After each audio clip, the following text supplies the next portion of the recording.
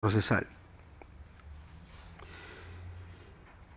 La defensa técnica de Paucarapaxi sostiene de que existe incongruencia entre la formalización de la investigación preparatoria y el requerimiento de prisión preventiva respecto al título de la imputación sobre Paucarapaxi. Así tenemos de que en la disposición de formalización y continuación de la investigación preparatoria se ha dicho de que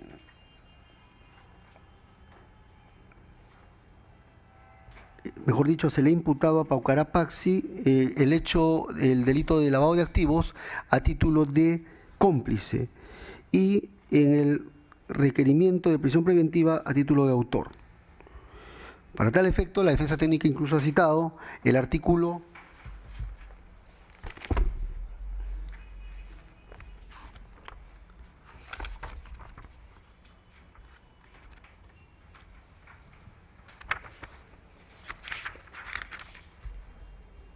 64.1, según el cual el Ministerio Público formulará sus requerimientos en forma motivada y específica, de manera que se basten a sí mismos, sin remitirse a las decisiones del juez ni a disposiciones o requerimientos anteriores, en alusión a la autosuficiencia de requerimiento de prisión preventiva. Con relación a este punto, este despacho tiene que decir de que si se advierte una incongruencia entre la disposición de la formalización de la investigación preparatoria y el requerimiento de prisión preventiva, es claro de que debe tenerse en cuenta como punto de referencia la disposición de formalización y continuación de la investigación preparatoria, porque el documento formal en donde se plasman los cargos en contra de un imputado, precisamente es la disposición de formalización y continuación de la investigación preparatoria. Es decir, si uno tiene que revisar dónde están los cargos que el fiscal ha formulado contra un investigado, el punto de referencia indudablemente va a ser la disposición de formalización y continuación de la investigación preparatoria. Esto en función a un argumento normativo y también a un argumento jurisprudencial. ¿Cuál es el argumento de carácter normativo?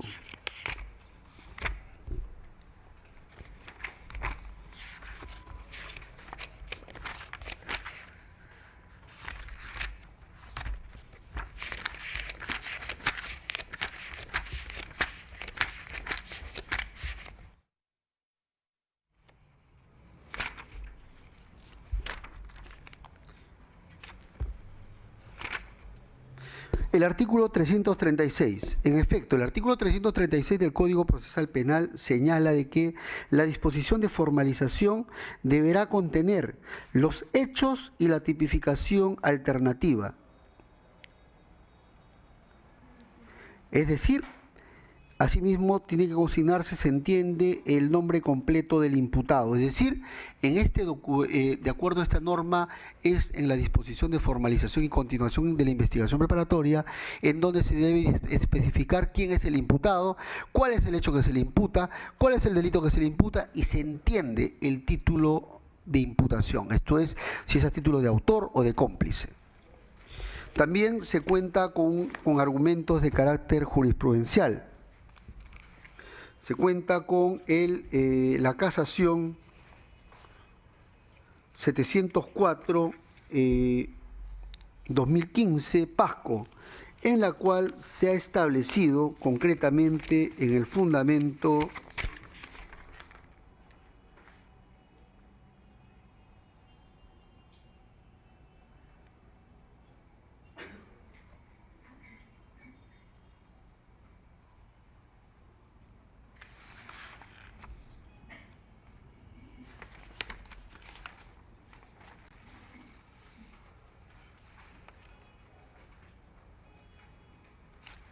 en el 15º considerando se ha establecido de que para definir la situación jurídica del investigado debe existir una disposición de formalización y continuación de la investigación preparatoria emitida por el fiscal, que contenga una imputación concreta, una proposición fáctica, una calificación jurídica y los elementos de convicción. Es decir, es el punto de referencia respecto al título materia de imputación, indudablemente tiene que ser la disposición de formalización de la investigación preparatoria. Así es que, si bien se ha advertido cierta incongruencia, al final de cuentas el punto de referencia es la disposición de formalización de la investigación preparatoria.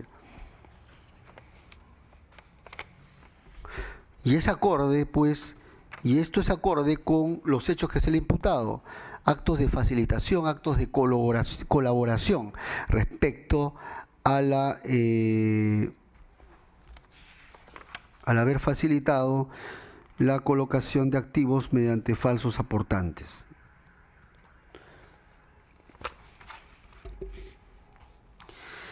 En cuanto a las articulaciones de forma,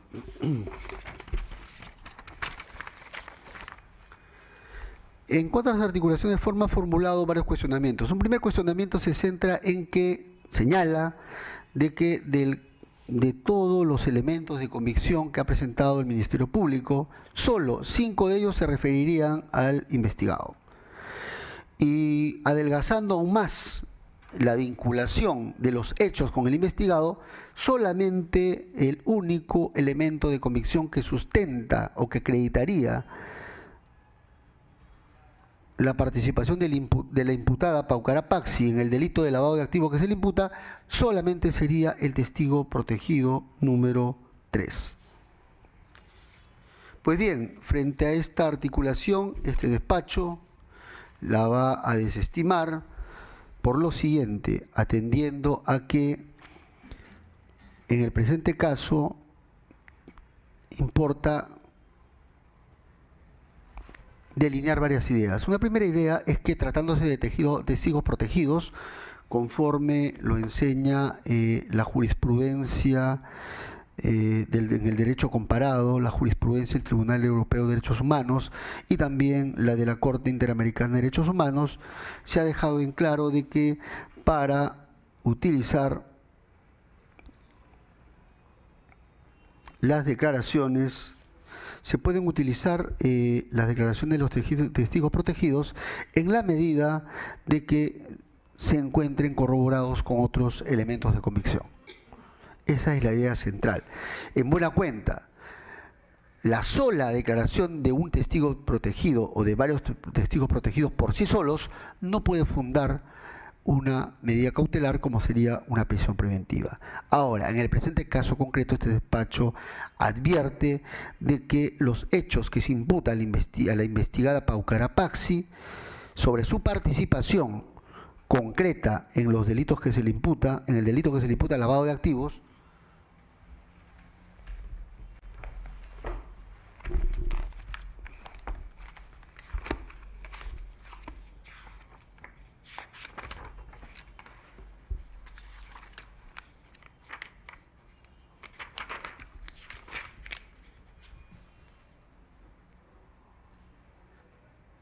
en haber facilitado la distribución de los activos ilícitos, en haber colaborado con la distribución de los activos ilícitos en buena cuenta. Pues bien, se sustenta en lo que ha dicho el testigo protegido, pero también tiene elementos de corroboración. ¿Y cuáles son estos elementos de corroboración? Básicamente se encuentran corroborados con los documentos que se han encontrado. El delito que se le imputa es delito de lavado de activos como integrante de una organización criminal, y esto está corroborado con los documentos que se han encontrado en el inmueble en su domicilio, concretamente en el inmueble donde dice que domicilia, y en la cual se han encontrado diversos objetos vinculados con el hecho en materia de investigación, vinculados a la presunta organización criminal.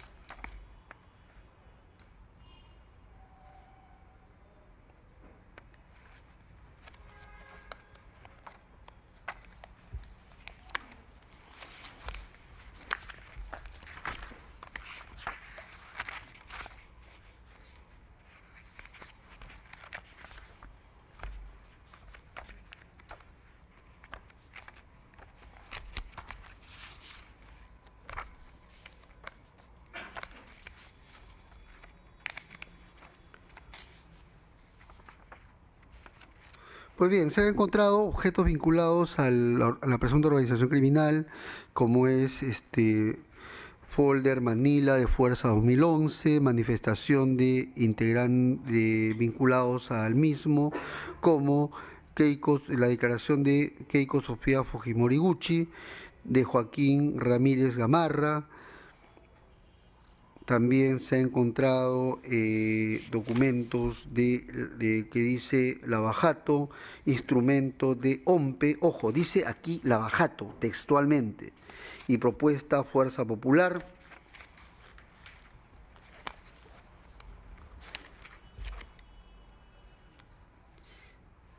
También denuncias contra Vizcarra Cornejo, quien es el presidente de la República actualmente. Contratos de prestación de servicios profesionales de Joaquín Ramírez Gamarra. También se han encontrado documentales de prestación de servicios de Ramírez Gamarra.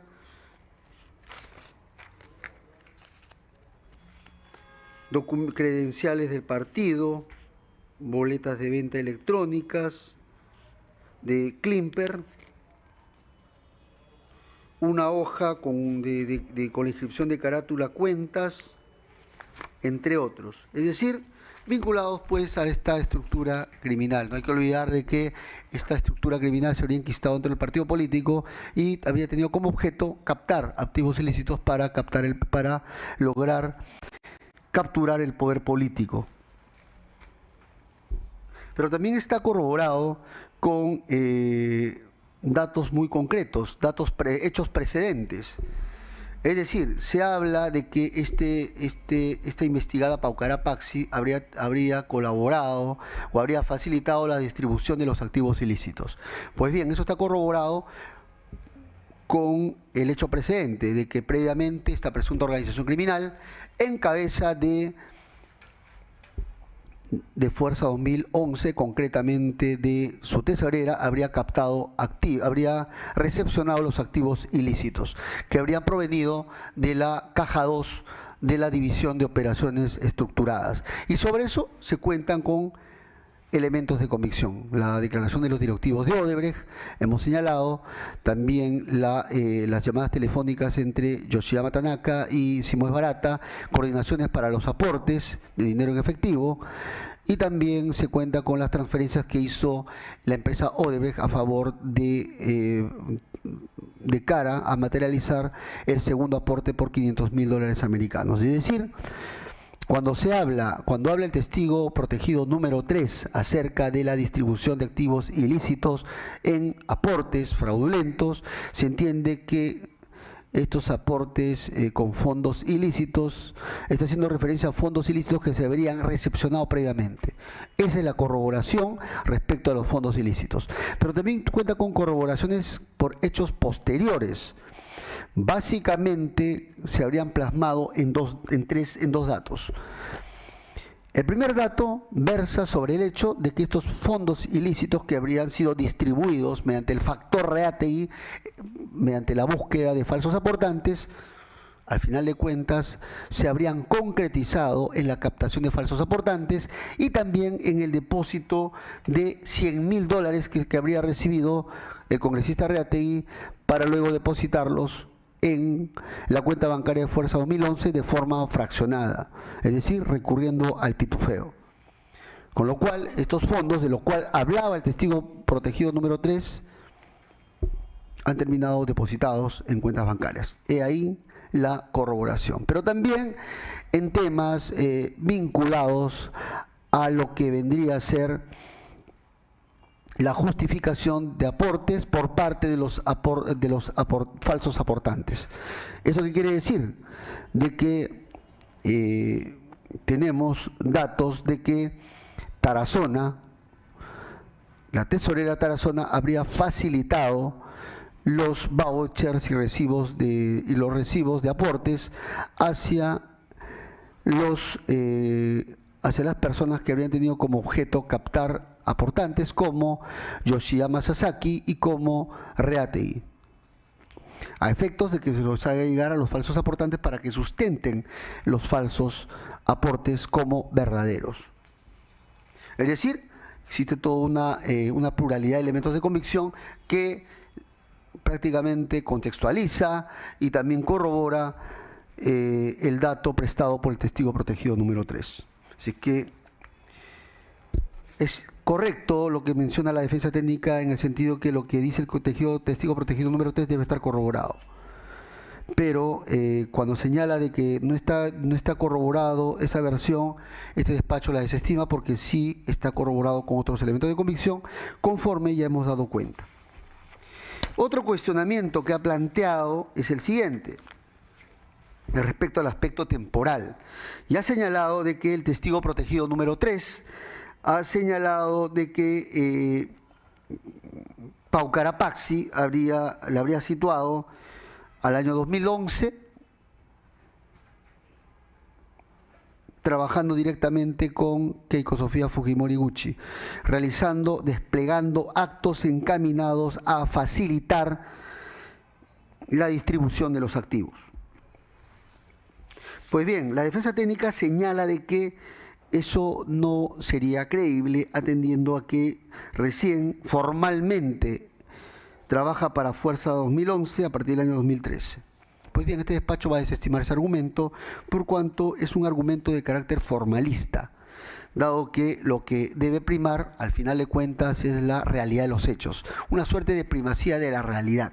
¿Y qué cosa es la primacía de la realidad? Significa de que, conforme a lo relatado por el testigo protegido 3 y corroborado, como ya hemos dicho, por la recepción de los fondos ilícitos, por la colocación de los fondos ilícitos en la cuenta de Fuerza 2011, por el hecho de que Tarazona habría entregado las documentales de los aportes al congresista Reategui y a Yoshiyama Sasaki, estos datos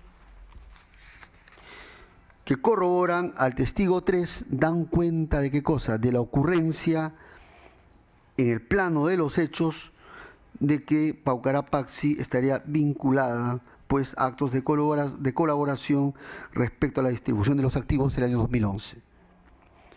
Y por ende se deja de lado el plano formal, en donde formalmente habría elaborado en el 2013. Además, el solo hecho de que formalmente elabora en el 2013 no niega la posibilidad de que en lo materialmente haya estado vinculada a la cúpula el año 2011 en la distribución de los activos, concretamente en el factor Reategui. Y el quinto argumento, o el último argumento que señala la defensa técnica, señala que todas las conductas que atribuye la Fiscalía a Carmela Pau Carapaxi serían pues al final de cuentas de abrir la puerta, recibir los documentos, de hacerles llamadas por teléfono al Reategui para que vaya digamos al local del partido político y reciba los montos dinerarios en efectivo para que luego los coloque en falsos aportantes, serían conductas neutrales, dice. Pues bien, este despacho va a desestimar este argumento atendiendo a que cuando se evalúa digamos, el rol neutral de una determinada actividad o un determinado oficio es en la medida que la actuación de la persona de quien se analiza, si ha actuado dentro de su rol, no desborde los contornos del rol que le ha fijado, o bien las normas sociales o las normas jurídicas o los convencionalismos sociales o la costumbre. Pues bien, estamos hablando de que Carmela Pau Carapaxi, lo que sostiene la defensa técnica, simplemente habría cumplido el rol de simple asistente y que no habría ido más allá de ese rol de asistente. Pues bien, es correcto lo que sostiene la defensa técnica, en la medida en que solamente despliegue conductas dentro del rol de asistente. Es claro de que no tendría relevancia penal su actuación, pero si la desborda ya estaría yendo más allá del riesgo permitido y por ende tendría connotación penal su actuación. En el presente caso concreto de Carmela Paucarapaxi, este despacho considera de que tenemos dos datos que han puesto de manifiesto el desborde de su rol. Lo primero es que cuando se le hizo el allanamiento en su domicilio se encontraron documentales vinculadas a Fuerza 2011. También denuncias de Vizcarra, que no ha podido explicar en esta audiencia su defensa técnica.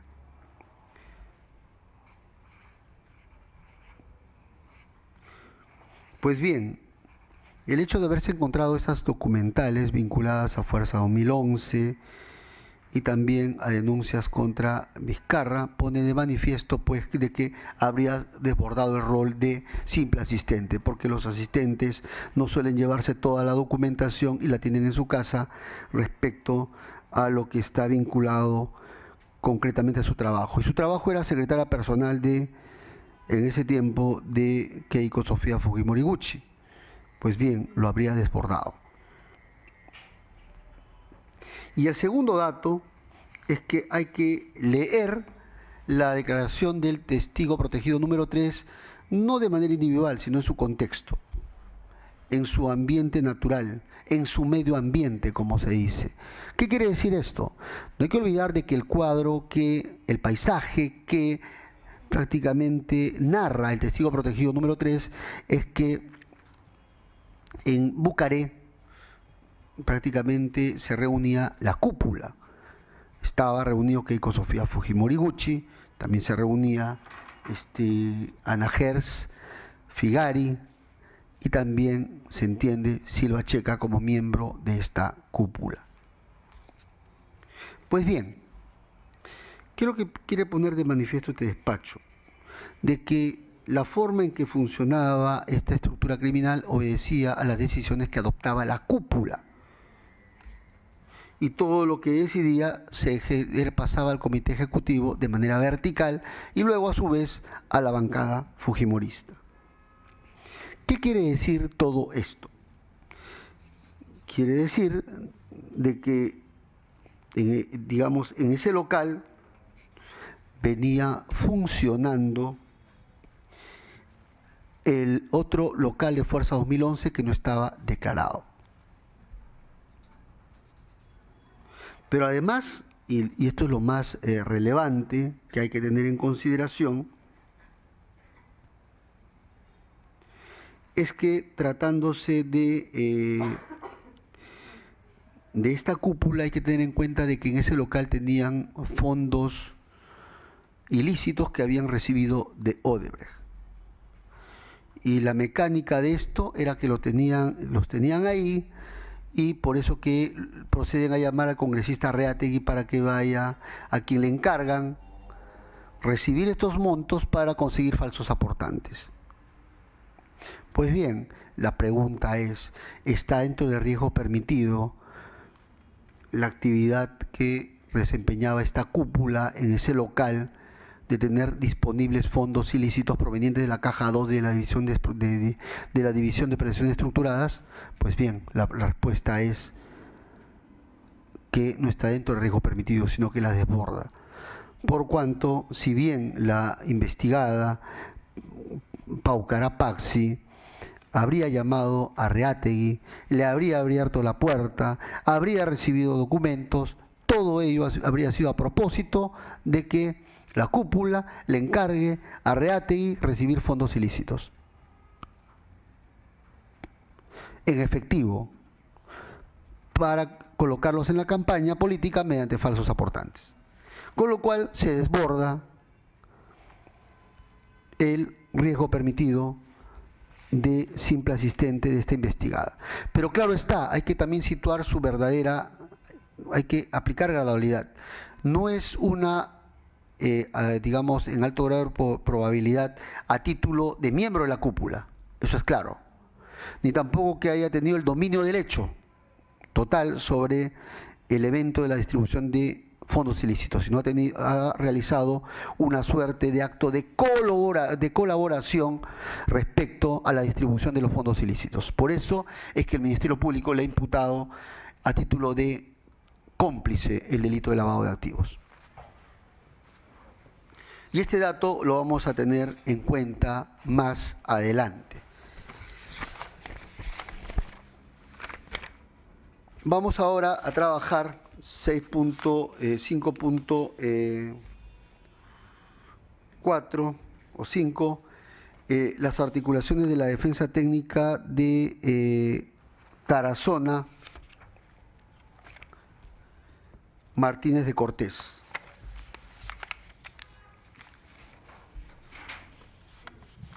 Pues bien, ha formulado diversas articulaciones. Una articulación se centra en que, una primera articulación que ha formulado la defensa técnica medularmente, nuclearmente, apuntó a sostener que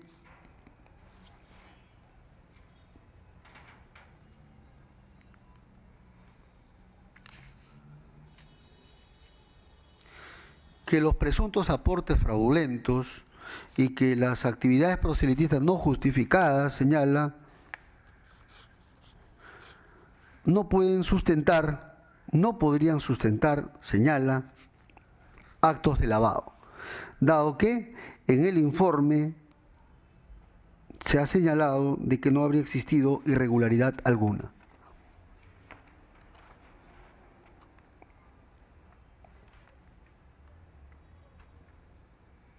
Así tenemos que, respecto a los aportes fraudulentos, ha señalado de que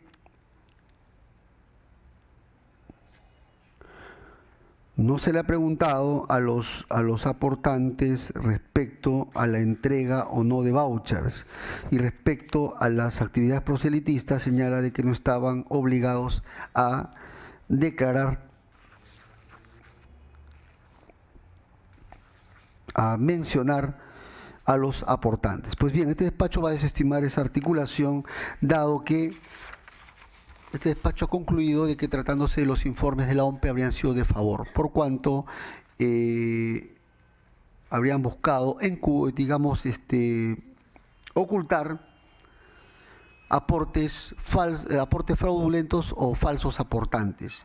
Y esta realidad en grado de sospecha grave sobre los falsos aportantes cuenta con elementos de convicción en cuanto al factor Reategui y al factor Yoshiyama Sasaki.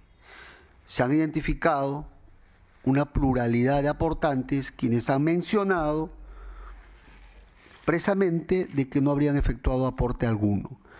E incluso se ha dado cuenta en el factor Reategui respecto a la persona, digamos, al testigo protegido número 3, que ha señalado que al final de cuentas lo que habría ocurrido es que la cúpula le habría dado dinero en efectivo para que busque falsos aportantes. Lo mismo ha ocurrido con el factor Yoshiyama Sasaki, en la cual se ha señalado de que habría recibido dinero en efectivo para buscar falsos aportantes.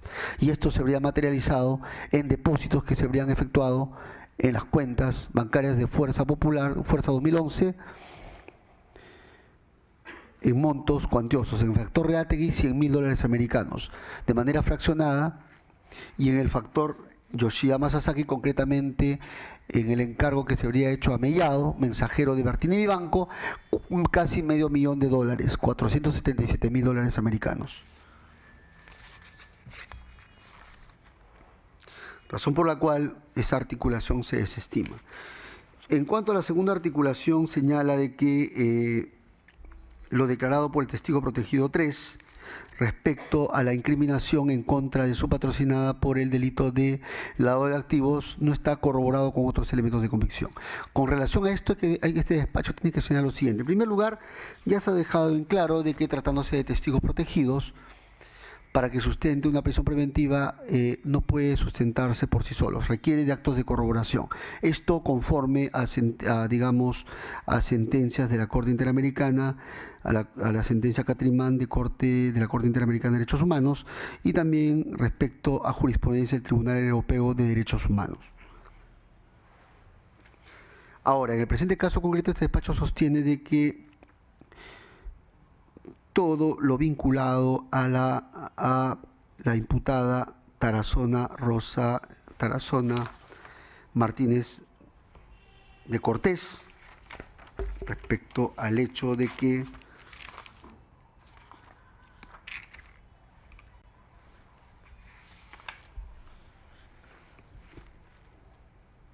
habría colocado estos fondos ilícitos en la campaña política mediante la suscripción de las cartas y también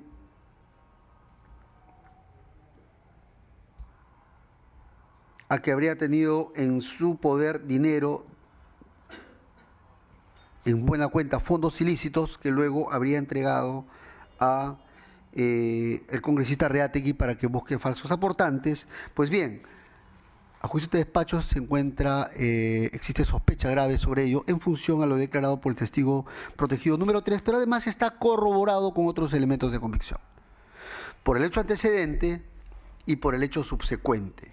Por el hecho antecedente, de manera muy puntual, este despacho sostiene de que cuando se habla acerca de que esta investigada habría tenido en su poder fondos ilícitos, ese dato está corroborado con el hecho de que previamente Fuerza 2011 habría recibido fondos ilícitos provenientes de la División de Operaciones Estructuradas. Eso explica la disponibilidad material de fondos ilícitos de parte de Fuerza 2011, ¿en cabeza de quién? De su tesorera de facto, de su tesorera, Tarazona Martínez de Cortés.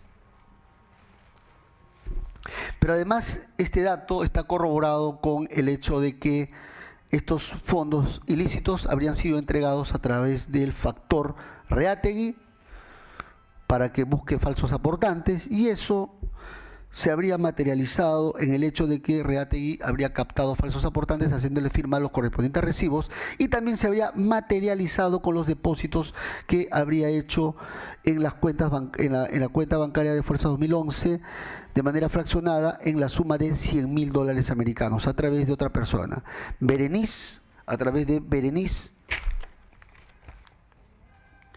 Bautista, Ángela Berenice Bautista Ceremelco. Pero también este dato de estos fondos ilícitos que habría tenido en su poder también está corroborado. ¿Con qué está corroborado? Está corroborado con el dato concreto de que luego estos fondos habrían ido a parar al factor Yoshiyama Sasaki, quien para que busque falsos aportantes. ¿Y qué habría ocurrido? Habría buscado falsos aportantes, y es así que estos se habrían materializado en depósitos en la suma de $477.000 americanos aproximadamente. Con lo cual no se habla en términos etéreos, abstractos de estos fondos, sino que han terminado depositados en las cuentas de Fuerza 2011. Y además con el dato de que luego, cuando se había llamado a los falsos aportantes para que declaren, la tesorera Tarazona Martínez de Cortés habría entregado a Reategui y también a Yoshiyama Sasaki las documentales para que estos falsos aportantes sustenten los aportes, como si hubiesen realizado los aportes, cuando en realidad no lo hicieron. Y el otro acto que se le imputa es el tema de haber colocado todos estos fondos mediante estas cartas que habría hecho en la campaña política. Pues bien, eso está corroborado con las propias cartas, respecto a los ingresos de Fuerza 2011, en el sentido de que sencillamente los conceptos declarados no están debidamente sustentados. Aportes fraudulentos y actividades proselitistas no declaradas, no sustentadas, atendiendo a que no se habría identificado a los aportantes.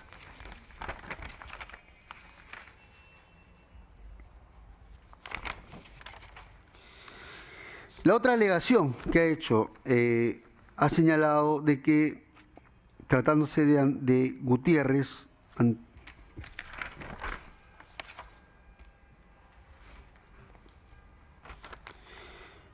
que era la tesorera oficial, dijo que habría cambiado de versión y esto habría obedecido a su detención preliminar. Este despacho va a desestimar esa articulación, dado que el tema de cambio de versión debe ser vista integralmente.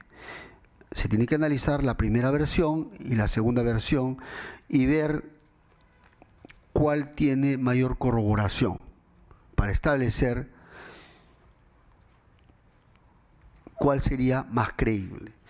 Porque el solo hecho de que una persona se retracte de su anterior declaración no significa necesariamente que se descarte la primera y se opte por la segunda. Lo que importa, por sobre todo, y siguiendo un acuerdo plenario al respecto, es a propósito de la retractación de las declaraciones. Hay que ver la primera y segunda declaración. Pues bien, a juicio de este despacho entiende de que el cambio de versión más bien evidencia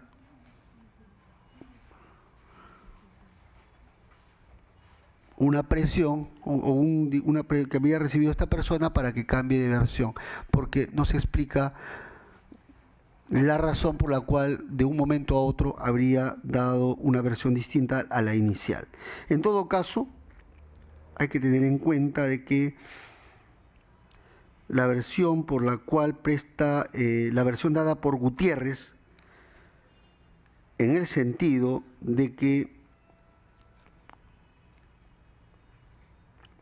quien habría sido tesorera en los hechos sería Tarazona, sería una versión más creíble. ¿Por qué razón? Porque está corroborado con otros elementos de convicción. Ensambla con lo dicho con el testigo protegido número 3. Ensambla con lo que materialmente se ha identificado en Tarazona, Martínez de Cortés. El otro argumento que ha señalado la defensa técnica es que respecto al testigo protegido número 3 no puede utilizarse porque no se habría cumplido con el contrainterrogatorio. Pues bien, esta articulación, este despacho la va a desestimar en razón a que el cuestionamiento central formulado por la defensa técnica es que no se puede utilizar la declaración de un testigo protegido en tanto no haya sido sometido a un interrogatorio por parte de la defensa técnica. Este argumento, este despacho la desestima, atendiendo a que se tiene que tener en cuenta la particularidad, la singularidad del caso especial, excepcional, aplicable al testigo protegido. ¿Cuál es la lógica del testigo protegido? Y esto está normado en los artículos 248 y 249 del Código Procesal Penal, así como con el artículo 24 de la Convención de Palermo. También ha merecido tratamiento por la sentencia Norín Catrimán versus Chile, concretamente en los fundamentos 333, 334 y 335, según el cual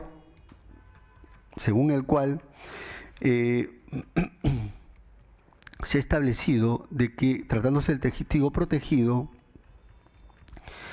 los actos de investigación que se practiquen respecto a él son unilaterales, justamente para evitar cualquier tipo de presión o intimidación que se pueda ejercer sobre el testigo protegido. Sin embargo, el sistema jurídico debe proveer de otros mecanismos para paliar la indefensión en la cual podría encontrarse la defensa técnica de los investigados. ¿Y cuál es el mecanismo compensatorio para paliar esta situación? Es que la sola declaración de un testigo protegido no puede sustentar una prisión preventiva, sino tiene que estar corroborada con otros elementos de convicción, lo cual aconteció en este caso y ya se ha explicado ampliamente sobre este asunto. Ahora, el tema del contrainterrogatorio, de qué habla el artículo 170, numeral 6 del Código Procesal Penal, no se aplica. No es aplicable en el presente caso.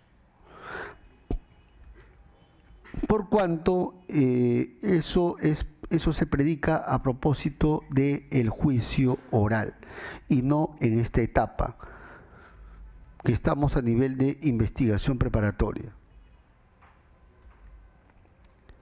Consecuentemente, este despacho sostiene de que, tratándose del testigo protegido, no es necesario cumplir con el contrainterrogatorio, dado que la situación del testigo protegido es una situación muy excepcional, a efectos de que pueda utilizarse su versión para la lucha contra el crimen organizado, conforme ha sido reconocido en la Convención de Palermo. Pero además, para fundar o para sustentar una prisión preventiva requiere actos de corroboración, lo cual se ha cumplido en el presente caso.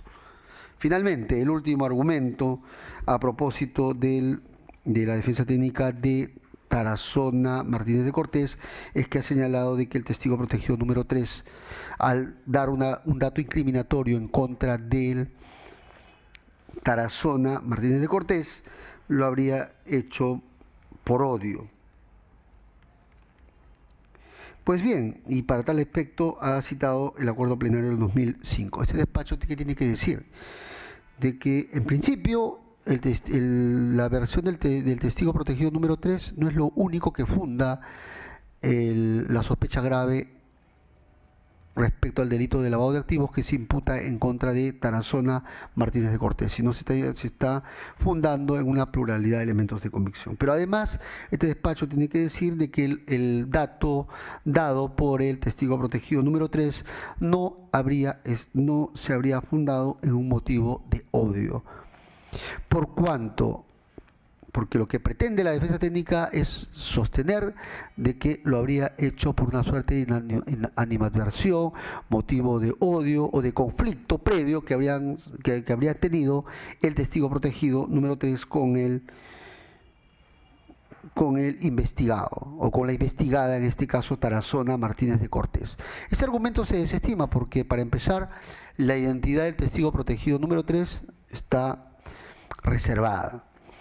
La segunda razón por la cual ese argumento debe desestimarse es que no se ha alcanzado ningún elemento de convicción, o no existe ningún elemento de convicción que devele esta relación previa de conflicto entre el testigo protegido número 3 y la imputada Tarazona Martínez de Cortés, que haga pensar que declaró en su contra porque le tiene animadversión. Es decir, este dato por eso se descarta.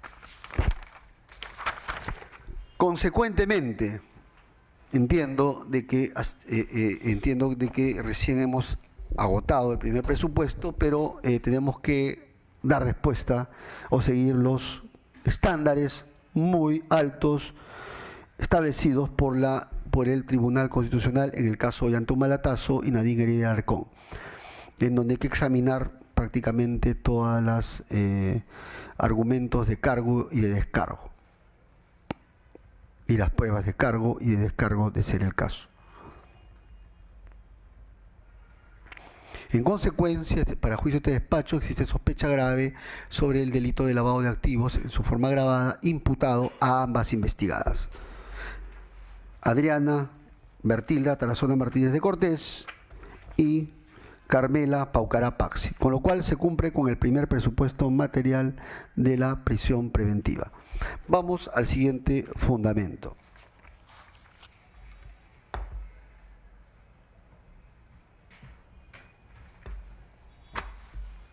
Fundamento jurídico número 6, prognosis de la pena. Este despacho sostiene de que la prognosis de la pena en el caso concreto de las dos investigadas, Carmela Paucará Paxi y Adriana Bertilda Tarazona Martínez de Cortés, superaría largamente los 4 años de pena privativa de la libertad por lo siguiente. En primer lugar, debe tenerse en cuenta de que en el presente caso concreto, este despacho ha concluido de que existe sospecha grave sobre el delito de lavado de activos agravado imputado a ambas investigadas. Consecuentemente, si existe sospecha grave sobre el delito imputado a las dos investigadas, este despacho sostiene de que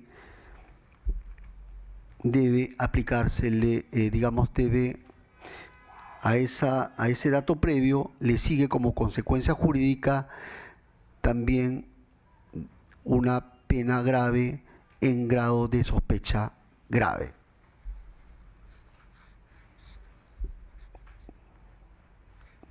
En grado de pronóstico, para ser más exacto. ¿Cuál es el pronóstico de pena concreto para ambas investigadas? En segundo lugar, previamente debe tenerse en cuenta lo siguiente. Debe tenerse en cuenta de que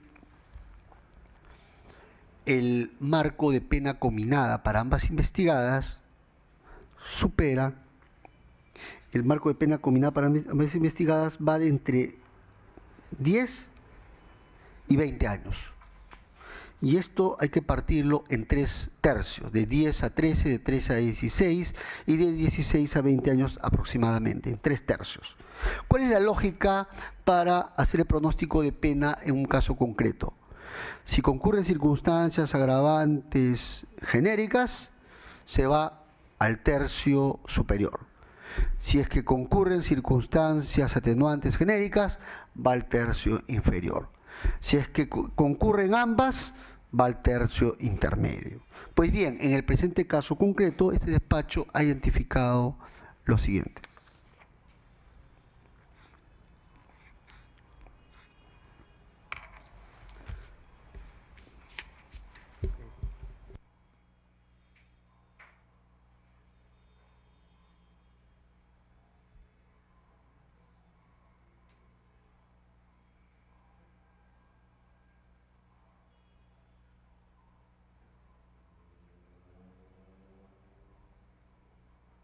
Muy bien. Sigamos. Vamos ahora al pronóstico de pena concreto en el caso de la imputada Tarazona Martínez de Cortés.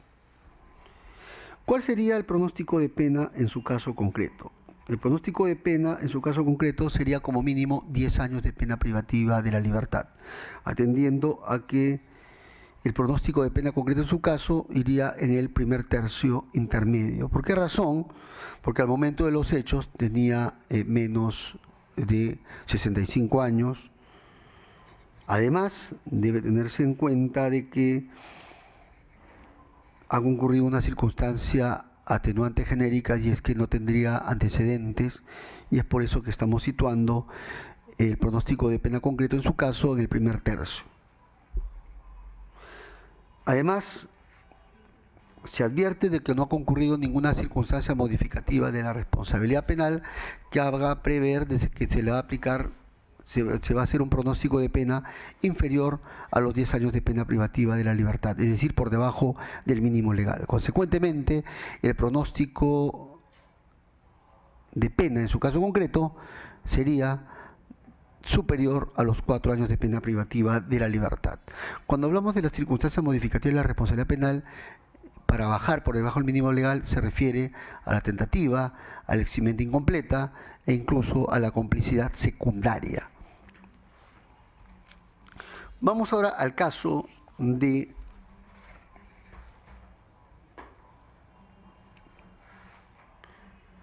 Martínez de Paucará Paxi. Este despacho también entiende de que el pronóstico de pena en su caso concreto va a superar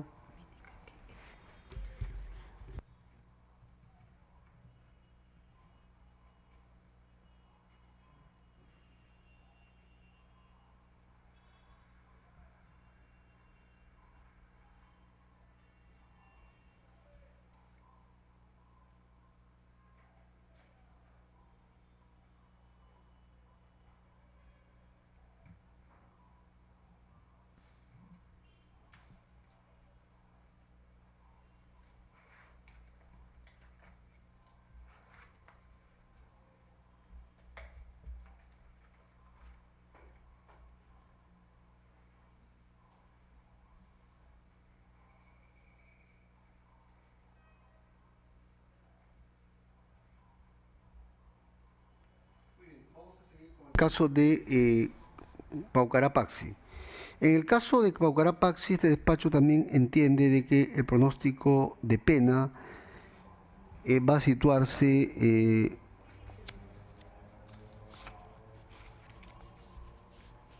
va a ser inferior a los 10 años de pena privativa de la libertad.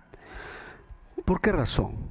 ¿Por qué sostenemos de que va a ser inferior a los 10 años de pena privativa de la libertad? En principio hemos dicho de que el marco de la pena combinada va entre 10 y 20 años. En la medida de que no haya concurrido ninguna circunstancia modificativa de la responsabilidad penal. Pero en el presente caso, este despacho advierte de que sí ha concurrido una circunstancia modificativa de la responsabilidad penal en el caso concreto de Paucará Paxi. y este es un motivo, el tema de la complicidad, para imponer una pena incluso en grado de pronóstico por debajo del mínimo legal, es decir, por debajo de los 10 años. Y haciendo la gradualidad correspondiente, entiende de que puede bajar un tercio de eso.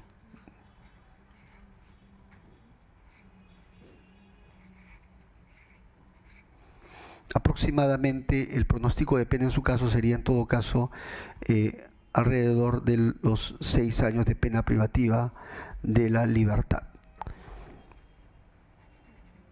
Consecuentemente, este despacho sostiene de que aún así se ha superado el pronóstico de pena de los 4 años de pena privativa de la libertad. Consecuentemente, se ha cumplido el pronóstico de pena para ambos investigados. Pero vuelvo a notar el tema de la gradualidad en el tema de los hechos imputados a ambos investigados.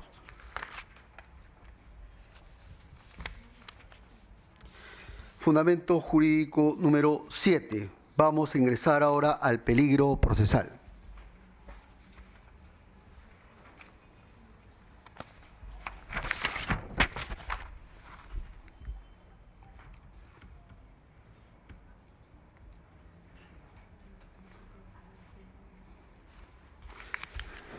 En cuanto al peligro procesal de ambas investigadas, Carmela Paucarapaxi y de Adriana Bertila Tarazona Martínez de Cordés, este despacho tiene que decir lo siguiente. En primer término, cuando se habla de peligro procesal, hay que tener en cuenta de que el peligro procesal presenta dos aspectos. Por un lado, el peligro de fuga o de elusión a la acción de la justicia, cuyos criterios han sido reseñados de modo no taxativo en el artículo 269 del Código Procesal Penal. Por otro lado, tenemos el artículo, el peligro de obstaculización a la actividad probatoria, que tiene vinculación con todo acto desplegado por un imputado o una imputada encaminada a oscurecer la actividad probatoria, sea manipulando digamos, las documentales o influenciando sobre los testigos. Este despacho entiende de que los criterios de peligro de obstaculización a la actividad probatoria están reseñados en el artículo 270 del Código Procesal Penal. Asimismo, conviene anotar este despacho conforme a lo sostenido por el Tribunal Constitucional. Para que se configure el peligro procesal, basta que se configure uno de ellos, o bien peligro de fuga o de elusión a la acción de la justicia, o bien de peligro de obstaculización a la actividad probatoria. No se requiere de que se configuren ambos peligros, basta uno de ellos y se entiende en grado intenso.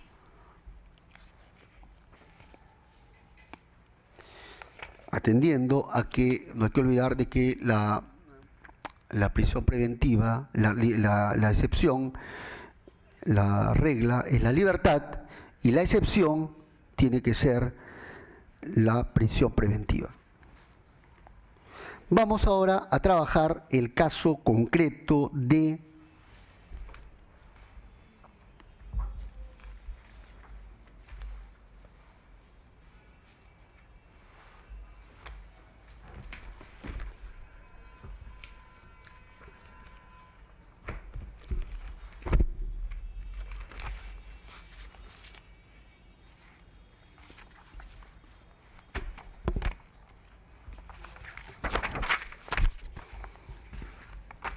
Carmela Paucarapaxi.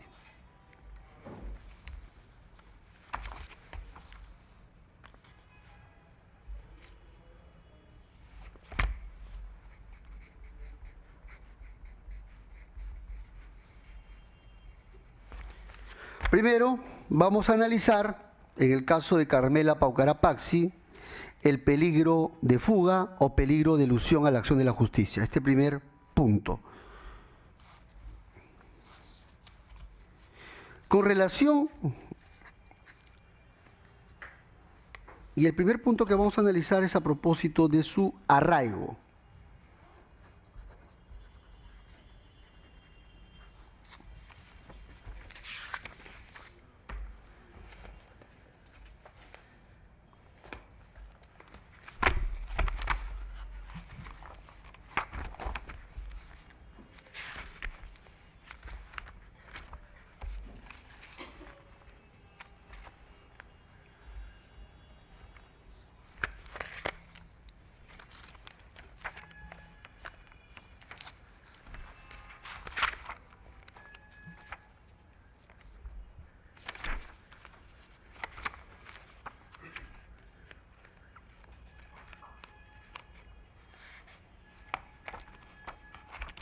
Pues bien, en cuanto al arraigo de Paucarapaxi, este despacho sostiene que va a dar por acreditado su arraigo domiciliario y su arraigo laboral. Su arraigo domiciliario en el sentido de que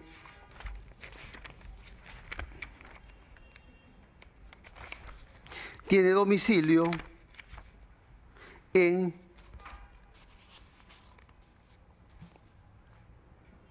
el sector 3, grupo 18, manzana P, lote 22, distrito de Villa El Salvador, provincia y departamento de Lima.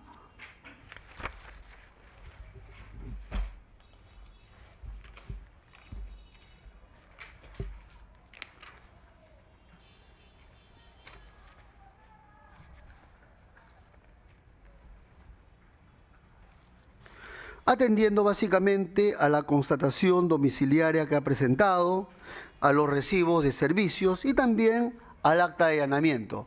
En el acta de allanamiento se han encontrado bienes, objetos vinculados a, digamos, a los hechos en materia de investigación y que están vinculados a la propia investigada Paucarapaxi. En cuanto al arraigo laboral, este despacho también va a dar por acreditado, atendiendo a que estaría trabajando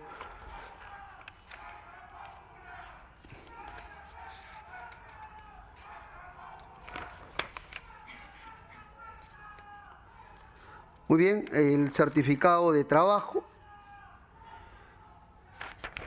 El certificado de trabajo de parte del partido político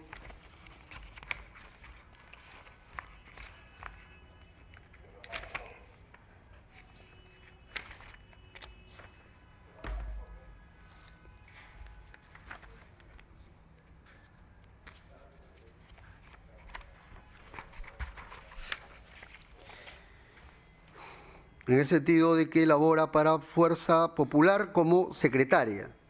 Asimismo, de que en el inmueble que se ha referido vive con su familia. Es decir, vamos a dar por acreditado su arraigo domiciliario, familiar y laboral. Como lo hemos dicho en otras audiencias, el hecho de que una persona tenga a los 3 arraigos significa de que no va a eludir la acción de la justicia. Este despacho señala de que eso no garantiza. Pero es un dato referencial que vamos a tener en cuenta y que vamos a evaluar en conjunto con los demás criterios del peligro procesal. El segundo tema que vamos a evaluar respecto al peligro de elusión a la acción de la justicia. Vamos a evaluar el tema de la gravedad de la pena. ¿Qué hay que decir respecto a la gravedad de la pena? A esta investigada le espera una pena grave, alrededor de los 6 años de pena privativa de libertad en grado de pronóstico. Es decir, una pena efectiva. Este dato hace prever de que dicha investigada podría asumir la conducta de eludir la acción de la justicia por el pronóstico de pena grave que se espera imponerle a esta investigada. Entonces, este es un dato que abona al peligro de elusión a la acción de la justicia. El otro dato que vamos a tener en cuenta es la magnitud del daño causado.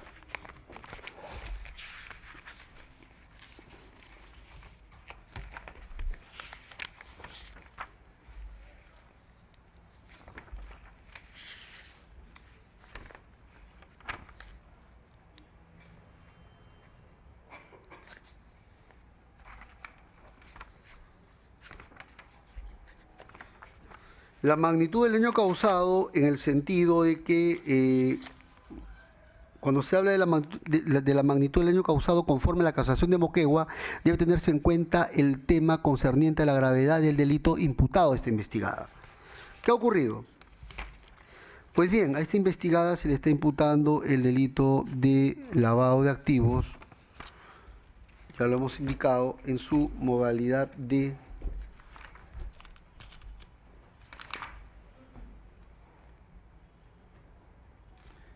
actos de conversión y de ocultamiento.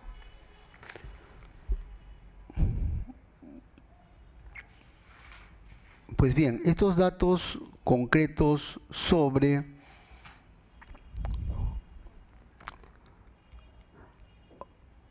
conversión y ocultamiento ponen de manifiesto afectación a bienes jurídicos relevantes con su conducta. Concretamente, cuando habría desplegado su conducta de colaborar con el ingreso de activos ilícitos,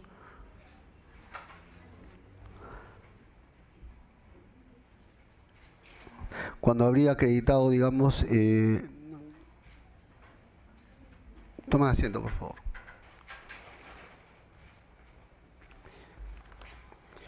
Cuando habrían acreditado, mejor dicho, se habría puesto de manifiesto de que con su conducta, con la conducta concreta de esta investigada de haber, digamos, colaborado con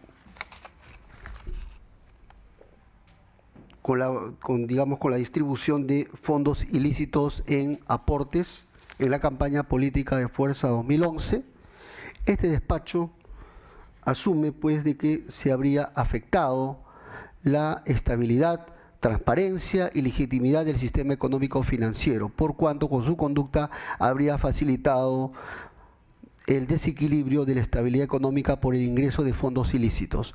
Asimismo, en lo que atañe al ocultamiento de fondos ilícitos en aportes fraudulentos, se habría puesto de manifiesto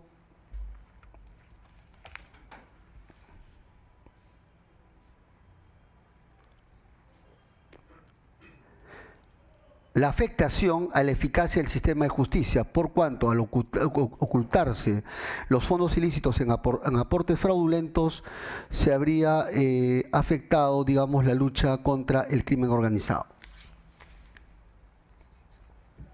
Consecuentemente, acá tenemos otro dato más concreto de magnitud del daño causado que abona al peligro de elusión a la acción de la justicia. El cuarto dato que hay que dar cuenta es el tema concerniente a su movimiento migratorio. En cuanto al movimiento migratorio, de acuerdo al oficio remitido por Migraciones, no se aprecia movimiento migratorio alguno de esta investigada. Razón por la cual no existe, se verifica objetivamente de que no existe el peligro que pueda eludir la acción de la justicia desplazándose hacia el extranjero, tanto más si no registra movimiento migratorio en ese sentido.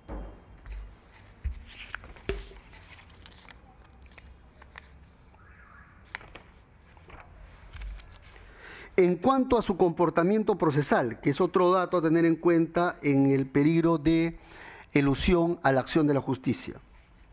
Concretamente, el comportamiento que la Fiscalía ha señalado es que cuando se le preguntó sobre sus generales de ley, concretamente sobre su teléfono, indicó de que no recuerda cuál sería su número telefónico.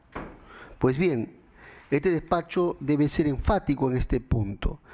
El derecho a la no autoincriminación se refiere concretamente a guardar silencio sobre los hechos que se le imputa a un investigado o a una investigada. Pero respecto a las generales de ley, se entiende de que el imputado debe brindar los datos hacia la autoridad fiscal. Pues bien, respecto a las generales de ley, hay datos básicos y hay otros datos que están en la zona gris. Los datos básicos, por ejemplo, es el tema concerniente a los datos de identificación. Por ejemplo, nombre y apellidos, DNI, que facilite la acción de la justicia. Pero a juicio de este despacho está en la zona gris el tema concerniente al teléfono.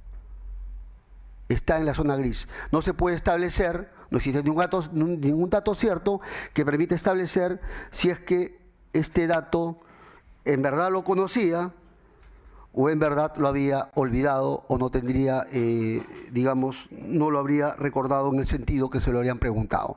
En todo caso, está en la zona gris que no abona en su contra. En conclusión, respecto al peligro de elusión a la acción de la justicia, se advierte lo siguiente: tiene arraigo, su movimiento migratorio ha evidenciado que no ha salido del país, es decir, existe un dato objetivo de que no va a eludir la acción de la justicia, o que digamos no va a salir del país para eludir la acción de la justicia, porque ese es el dato concreto. Esto abona a su favor.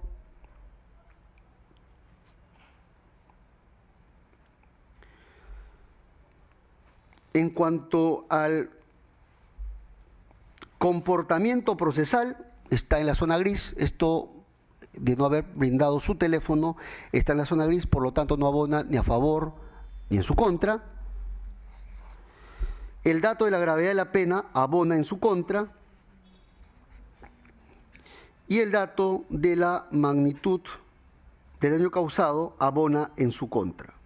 Con lo cual, en conclusión, advertimos de que existe cierto peligro de elusión a la acción de la justicia, solamente por el dato de la gravedad de la pena y por el dato de la magnitud del daño causado. Pero ojo, siguiendo también al Tribunal Constitucional, hay que tener en cuenta los grados de intensidad. Y acá los grados de intensidad del peligro de fuga es mínimo, es bajo, de acuerdo al balance general. Vamos a analizar ahora el otro punto, el peligro de obstaculización de parte de esta investigada.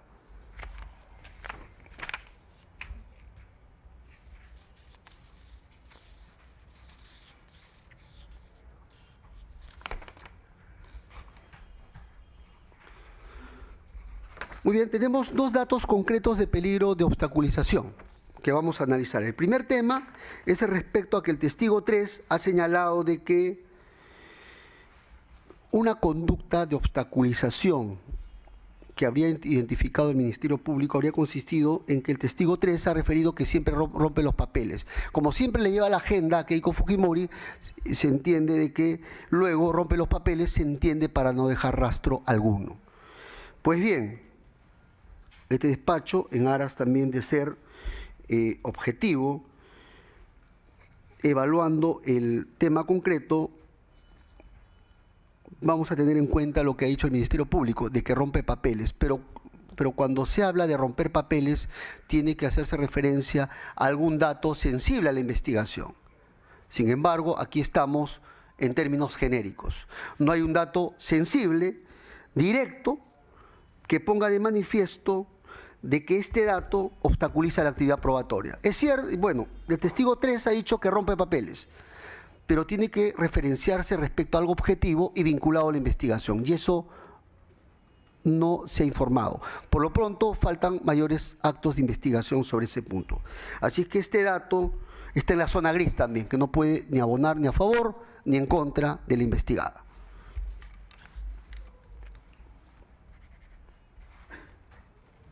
Y el último dato es el tema de que en el allanamiento se le han encontrado diversos documentos vinculados al objeto de la investigación, vinculados a Fuerza 2011, documentales, declaraciones y sobre todo el tema concerniente a los expedientes de Martín, o las denuncias de Martín Vizcarra, respecto al cual la investigada y su defensa no han logrado dar una respuesta solvente a este despacho. Pero este despacho entiende también, analizando el hecho en materia de imputación, que la imputada no está en la cúpula. Objetivamente está en el lado de los administradores de los activos ilícitos, pero hemos delimitado de que solamente habría colaborado respecto a la administración de los activos ilícitos.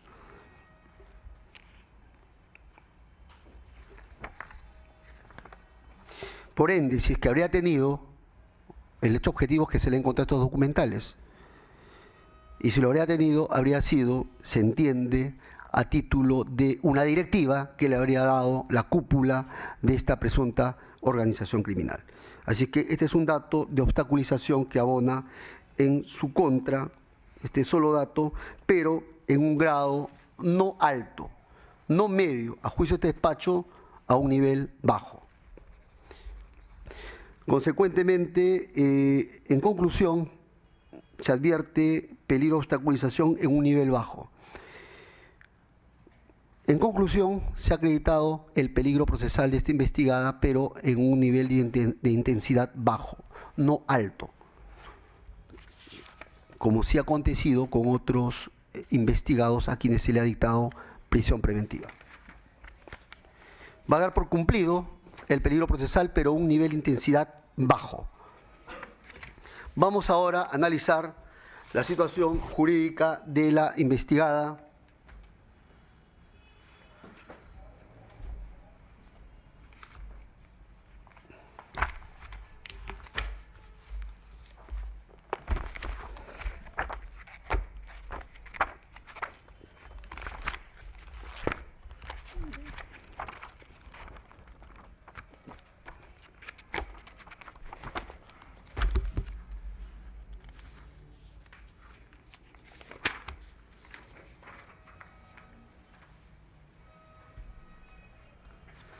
.3. La situación jurídica en cuanto al peligro procesal de Adriana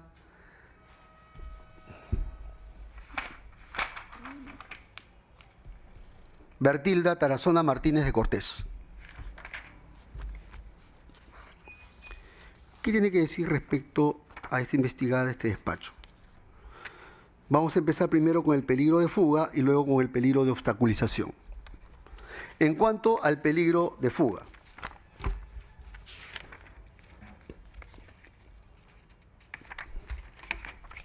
este despacho va a analizar en primer término el arraigo.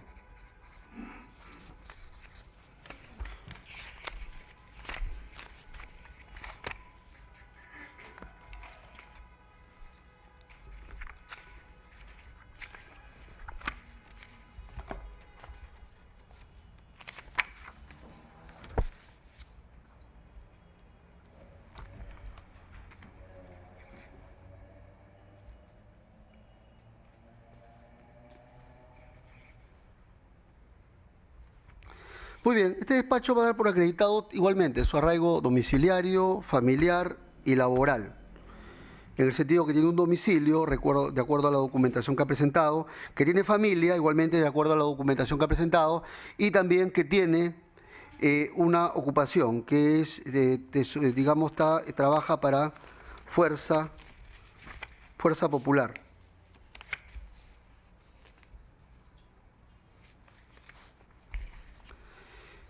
Sin embargo, este despacho también va a hacer la aclaración de que el solo hecho de que la investigada tenga los 3 arraigos garantiza que no va a eludir la acción de la justicia.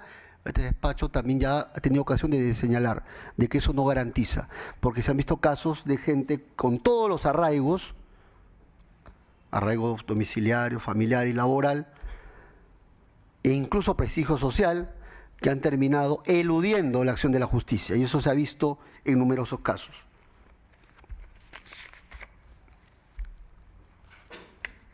El segundo dato que este despacho va a tener va a analizar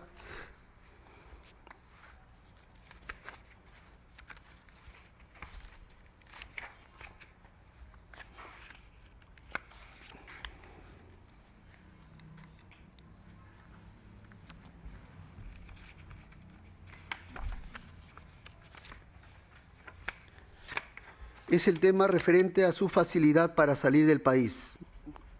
Aquí vamos a analizar su movimiento migratorio. Efectivamente se aprecia de que ese investigado tiene movimiento migratorio.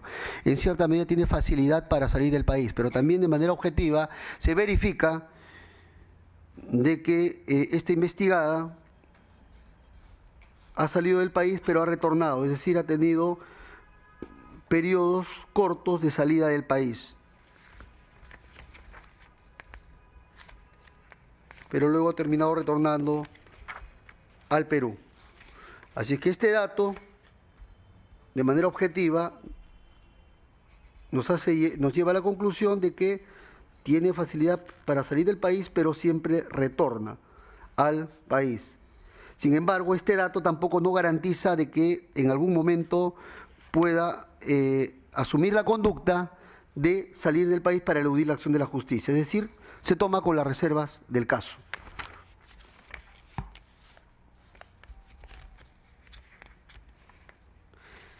El tercer dato que vamos a evaluar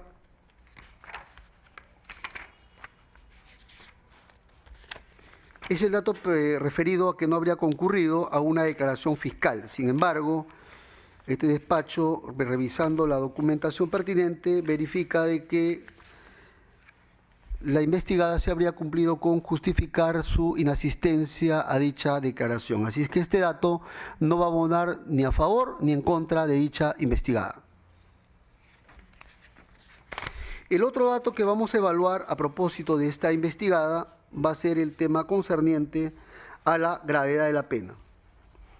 En efecto, el tema de la gravedad de la pena, en el caso de esta investigada, a esta investigada le espera mínimamente 10 años de pena privativa de libertad como mínimo, hace prever de que en libertad pueda eludir la acción de la justicia. Es decir, el dato objetivo de que sobre esta investigada pueda recaer en grado de pronóstico una pena grave, nos hace suponer de que puede eludir la acción de la justicia.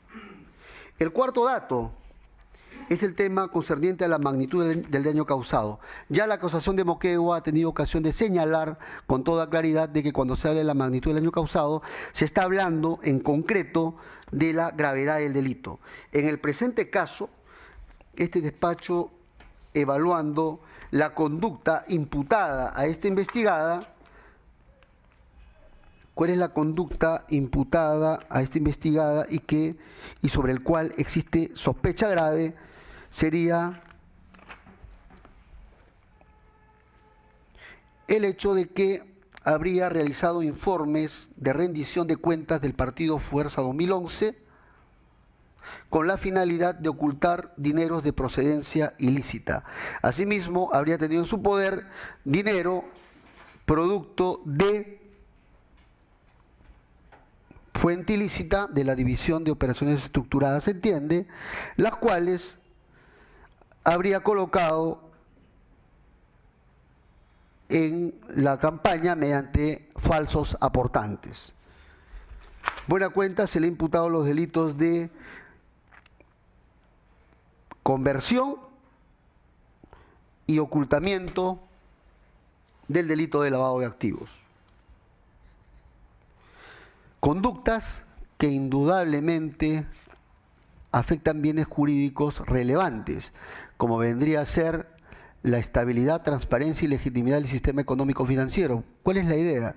La idea es que al mercado ingresen flujos económicos que no tengan procedencia ilícita, porque cuando ello ocurre se afecta o se altera el normal funcionamiento de la economía de un país.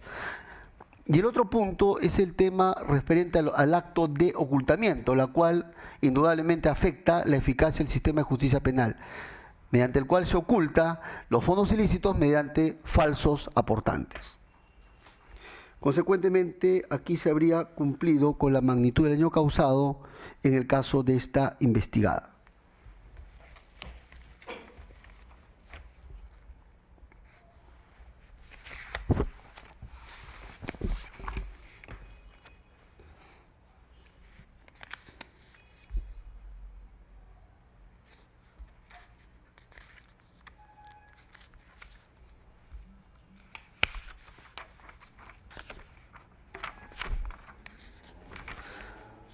En suma, haciendo el balance correspondiente respecto a los factores que abonan al peligro de fuga, y digamos, tenemos dos factores que abonan a su favor: el arraigo y también la facilidad, digamos, el hecho de que su movimiento migratorio ha puesto de manifiesto de que siempre ha retornado al país cuando ha salido al extranjero.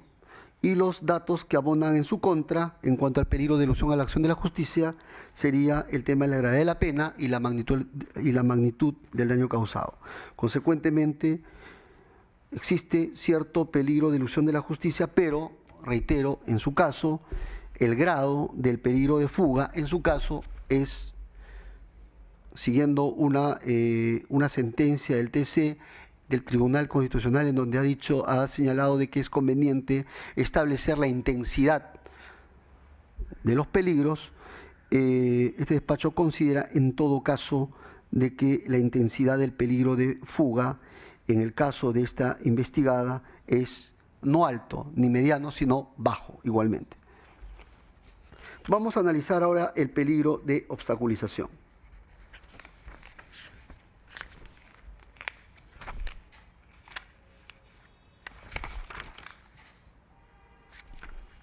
En cuanto al peligro de obstaculización que tenemos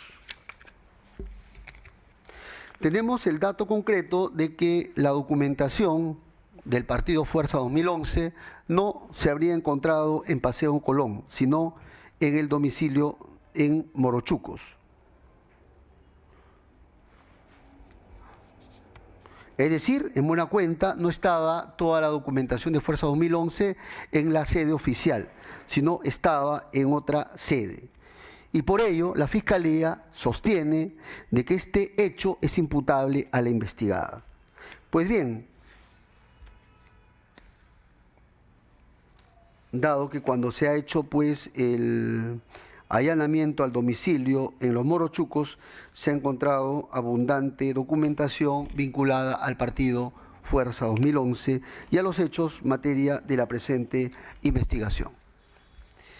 Consecuentemente, aquí detectamos un dato de peligro de obstaculización. Pero el grado respecto a este hecho también va a ser bajo. ¿Por qué razón?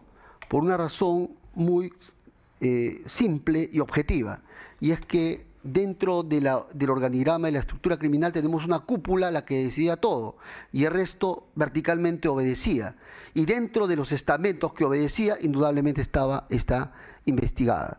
Si es que digamos los documentos no estaban en el local oficial sino en otro domicilio, le sería imputable a la investigada Tarazona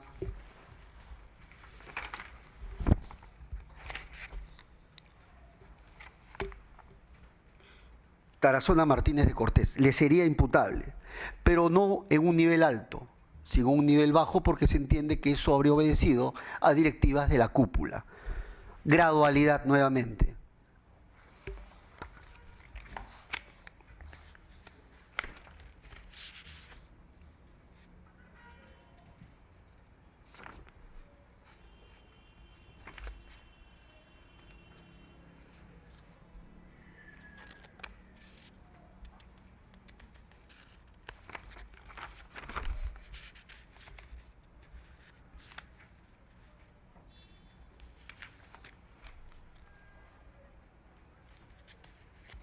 El otro dato, con respecto a las presiones sobre los testigos o la influencia sobre los testigos, tenemos lo declarado, lo referido por el testigo protegido número 3.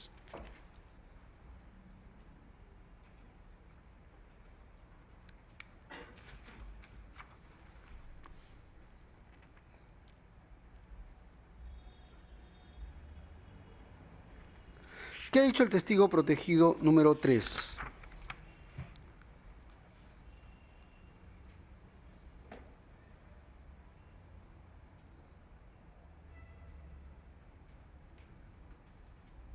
Ha dicho textualmente lo siguiente: Jorge Yoshiyama Sasaki era una pieza fundamental en la estructura de distribución y captación de falsos aportantes, quien coordinaba con la señora Adriana Tarazona Martínez de Cortés para efectos de la entrega de los recibos de aportaciones que firmarían los falsos aportantes, así como ingresar los montos y nombres descritos en los referidos recibos a la rendición de cuentas del Partido Fuerza Popular, además de realizar un registro de aportantes.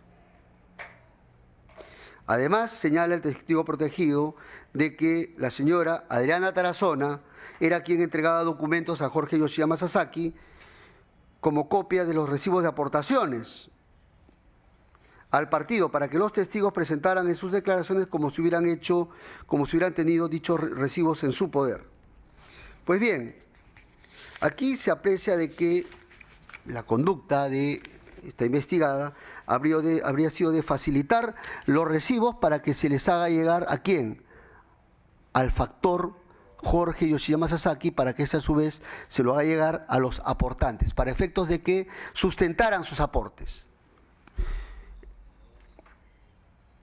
Pero ojo, aquí hay que tener en claro que también su conducta habría sido de facilitar, pero la iniciativa de todo ese acto se entiende que venía de la cúpula, eso se ha establecido también por el testigo protegido número 3, y también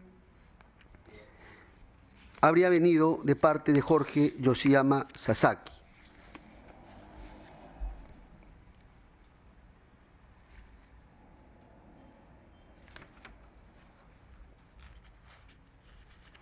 Consecuentemente, habría facilitado en cierta medida cierta obstaculización. Aquí también el grado es mínimo, no es alto, porque no es ella la que ha orquestado toda esta trama de influenciar sobre los testigos, ni de que declaren falsamente, sino tan solo de facilitar, se entiende por directivas también de la cúpula.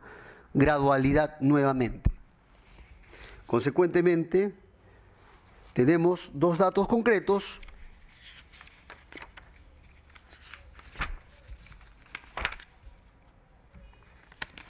Dos datos concretos de peligro de obstaculización.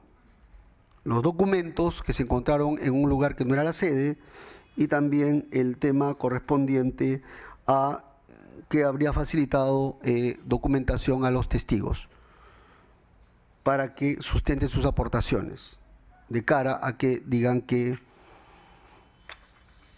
reconozcan como suyo los aportes, pero aquí también el grado es mínimo, dado que el rol protagónico habría recaído en la cúpula y en los propios operadores encargados de obstaculizar la acción de la justicia. Grado mínimo. Conclusión, peligro procesal se cumple, pero en un grado mínimo respecto a esta investigada. Por cumplido el tercer presupuesto de la prisión preventiva. Fundamento jurídico número 8, sobre la proporcionalidad.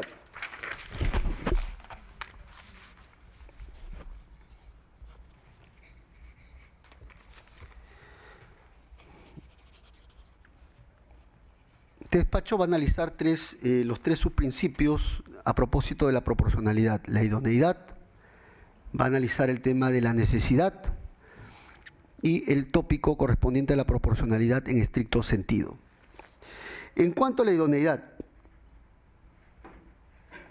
este despacho considera de que la prisión preventiva es un mecanismo idóneo para ambas investigadas, porque busca garantizar su presencia tanto para los fines de la investigación como para los fines de la decisión final.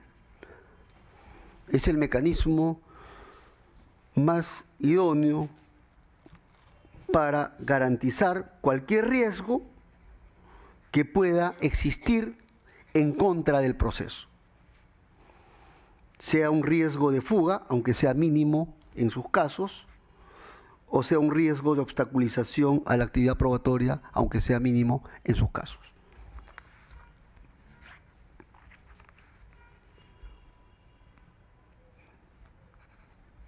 Consecuentemente, la prisión preventiva es idónea para ambas investigadas. Vamos a evaluar ahora la necesidad. En cuanto a la necesidad importa evaluar en el caso concreto, porque es lo que señala un autor en la materia. El drama de resolver un caso concreto es compatibilizar la universalidad de la norma con la particularidad del caso concreto. Esa es la idea central. No todos los casos son iguales y cada caso debe merecer una respuesta del juez en función a cómo se ha delineado, a cómo se han delineado los hechos en cuanto a cada caso concreto. Muy bien, dicha esta aclaración, ¿qué significa evaluar la necesidad? Evaluar, por un lado, la prisión preventiva frente a otros medios alternativos menos gravosos a la prisión preventiva. Si cumplirían o no la misma finalidad. Y la respuesta es sencilla. Dentro del elenco de medidas alternativas menos gravosas, este despacho está identificando varias. Está identificando en el caso de la investigada Tarazona Martínez de Cortés un arresto domiciliario, impedimento de salida y además una comparecencia con restricciones. En el caso de la investigada Paucará Paxi, tenemos como, digamos, medios alternativos menos gravosos a la prisión preventiva. Tenemos aquí a la comparecencia con restricciones y al impedimento de salida. Vamos a evaluar cada caso en particular.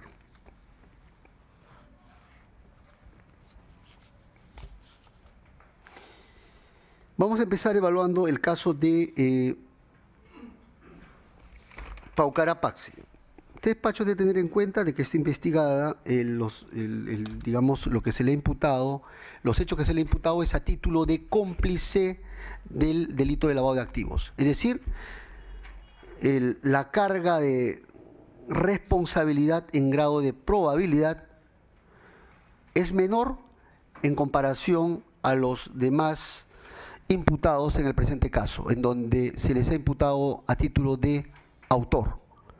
En cambio, a Paucará Paxi se le ha imputado a título de cómplice, por eso que se ha hecho un pronóstico de pena más bajo.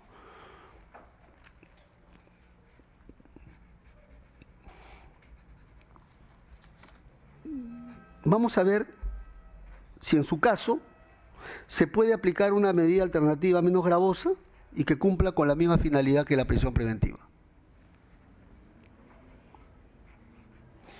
Este despacho considera, atendiendo básicamente a su grado de vinculación con los hechos imputados a título de cómplice, en grado de sospecha grave sobre su grado de participación a título de cómplice, de facilitar, no de tener el dominio del hecho total, sino de facilitar los actos de lavado de activos, y además, teniendo en consideración de que tanto el peligro de fuga como el peligro de obstaculización tienen una intensidad baja, este despacho considera de que debe imponérsele una medida alternativa a la imputada Paucará Paxi. Y se le va a imponer una medida alternativa distinta a la prisión preventiva que entiende este despacho que va a asegurar cualquier riesgo al proceso. Le va a imponer como le va a imponer dos medidas. Impedimento de salida a efecto de garantizar su presencia por 36 meses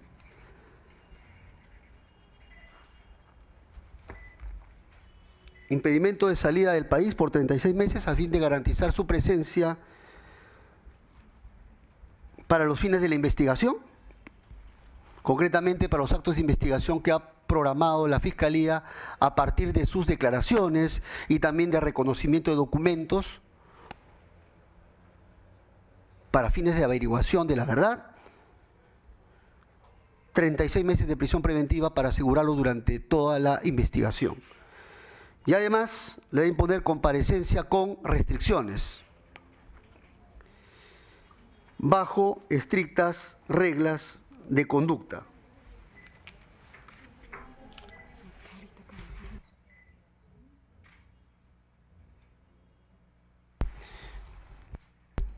Preciso de que el impedimento de salida es por 36 meses. Y por otro lado, adicionalmente se le va a imponer comparecencia con restricciones. ¿Cuáles son las reglas de conducta que se le va a imponer? Justificar sus actividades cada 30 días ante el juzgado.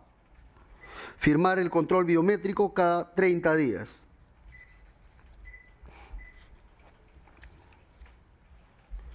Se le impone como regla de conducta no comunicarse por cualquier vía con otro imputado de este caso, con otro testigo de este caso, sea por vía directa o indirecta. Esto va como regla de conducta a la investigada Paucará Paxi.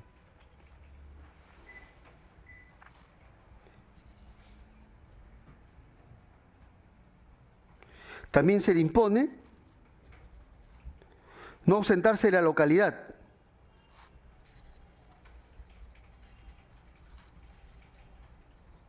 de Lima, que es su domicilio, sin previa autorización judicial. ¿Esto qué cosa quiere decir? Si desea salir del país, tiene que pedir previa autorización judicial al juez, justificando el motivo de su salida. Asistir a todas las diligencias que programe la Fiscalía y el juez, cuando sea indispensable y obligatoria su presencia. Hay diligencias donde no es obligatoria, a esas no, sino a las diligencias donde sea obligatoria. Y además, este despacho, ¿cuánto es su sueldo, doctora? ¿Cuál es el sueldo que percibe usted? Acérquese, por favor. Sí, su sueldo, ¿cuál es el sueldo que percibe? A ver, por favor. Hola. Sí, Mi sueldo es 3.580 mensual. Ese es el ingreso, pero también tengo egresos mensuales porque tengo que hacer mis gastos, mantenimiento de mi mamá, tarjetas, compras. O sea, quiero que lo tenga en cuenta. Muy bien, atendiendo a su situación. ¿Usted tiene bienes inmuebles a su nombre? Ni uno. Voy a imponerle 15.000 soles de caución, ¿ya? 30 días para que pague.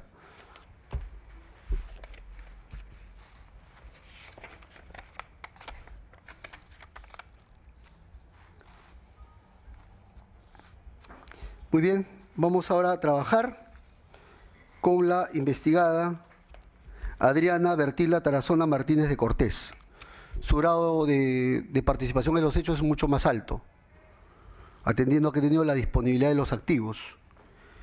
Y hay que tener en cuenta lo siguiente a propósito de las medidas. Habíamos señalado de que en su caso vamos a evaluar el tema del arresto domiciliario, del impedimento de salida y de la comparecencia con restricciones.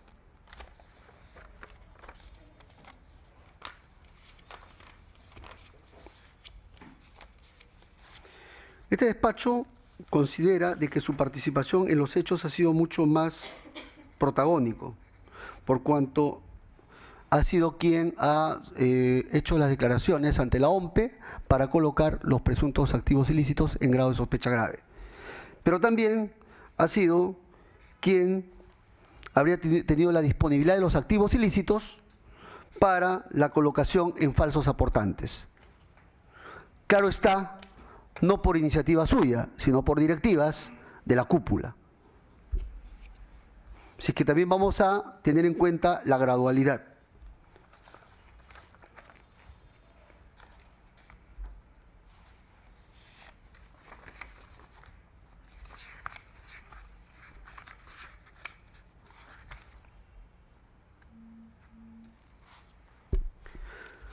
Muy bien, atendiendo a todo esto, vamos a evaluar si qué medida es mucho más razonable en su caso.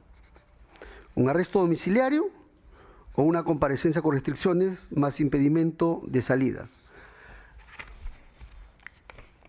Este despacho considera de que con medidas alternativas a la prisión preventiva, igualmente, y bajo la lógica de que la prisión preventiva es excepcional, y atendiendo a que no tiene pues un papel de cúpula, de decisorio en respecto a los hechos imputados.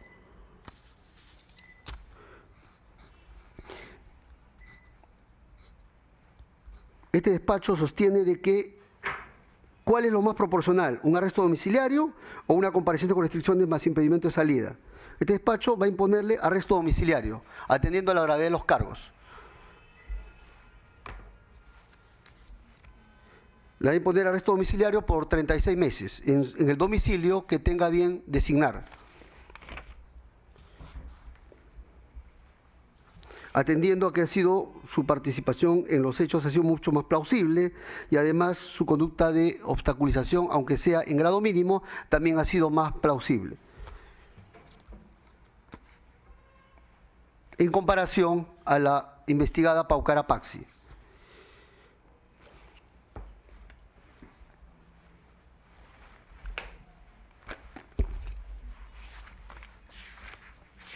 Adicionalmente, este despacho también le va a imponer impedimento de salida para garantizar, porque a veces no se garantiza la salida por movimiento migratorio. 36 meses también de impedimento de salida para que vaya registrado en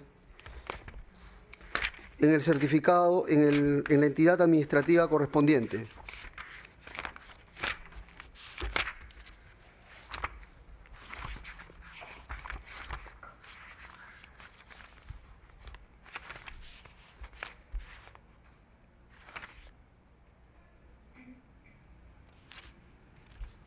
Básicamente el arresto domiciliario por el peligro procesal mínimo y también por la edad también estoy teniendo en cuenta para efectos de aplicarle una medida alternativa. Y de caución le voy a fijar 20.000 soles para pagar igualmente en 30 días.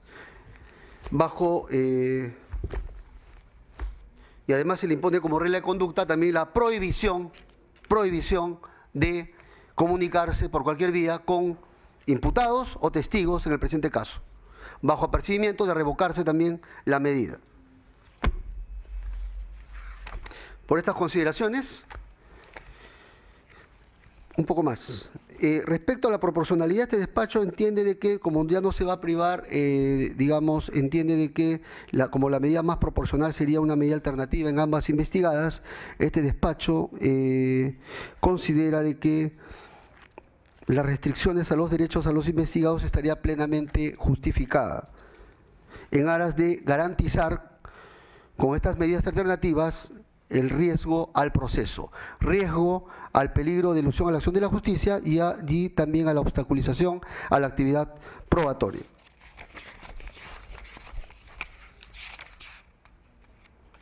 Y finalmente, el último fundamento tiene que ver con la fijación del plazo de la prisión preventiva, ya carece de objeto, atendiendo a que este despacho ha optado por medidas alternativas a la prisión preventiva. Por estas consideraciones, el primer juzgado de investigación preparatoria nacional resuelve lo siguiente.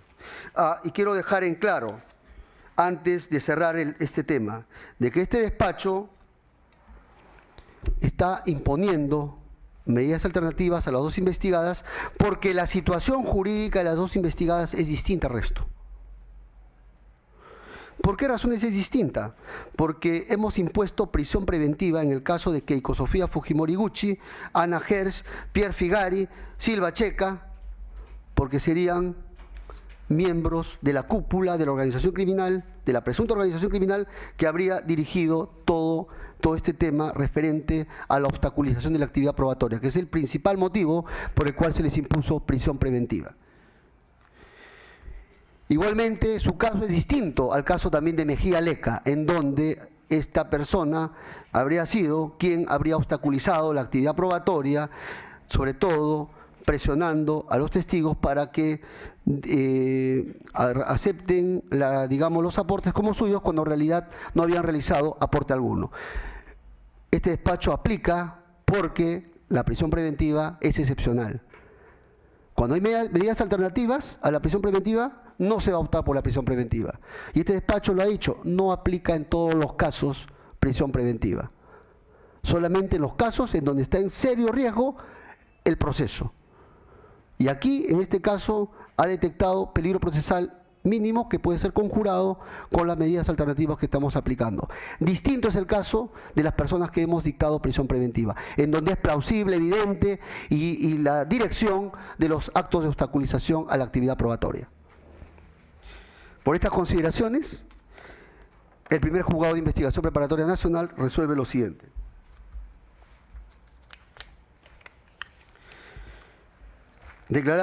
Primero, declarar infundado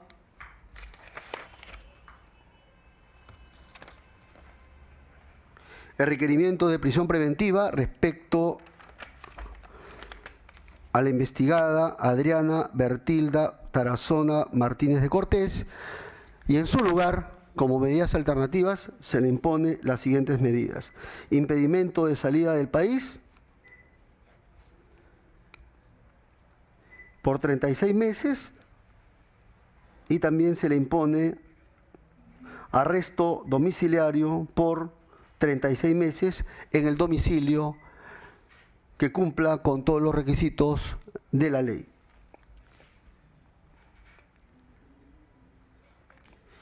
bajo las siguientes reglas de conducta a dicha investigada. Hemos indicado de que tratándose de Adriana Bertilda Tarazona Martínez de Cortés, el impedimento de salida por 36 meses va a correr a partir del día de hoy, 22 de noviembre del año 2018, y va a vencer el 21 de noviembre del año 2021.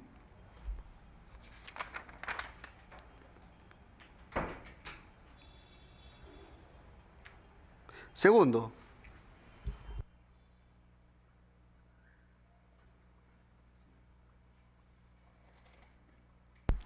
muy bien, lo segundo, también se le está imponiendo arresto domiciliario por el plazo de 36 meses a esta investigada, que va a correr desde el del día de hoy, 22 de noviembre del año 2018, y va a vencer el 21 de noviembre del año 2021. Asimismo, se le está fijando como reglas de conducta las siguientes. Primero, la prohibición de tener comunicación por vía directa o indirecta con imputados o con testigos del presente caso. Segunda regla de conducta.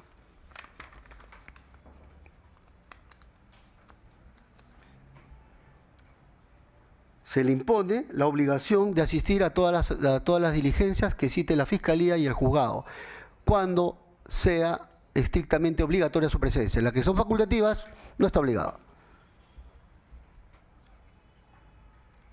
Tercero, se le impone una caución de 20.000 soles que va a pagar en 30 días. Voy a fijar 30 días hábiles en ambos casos. Hábiles.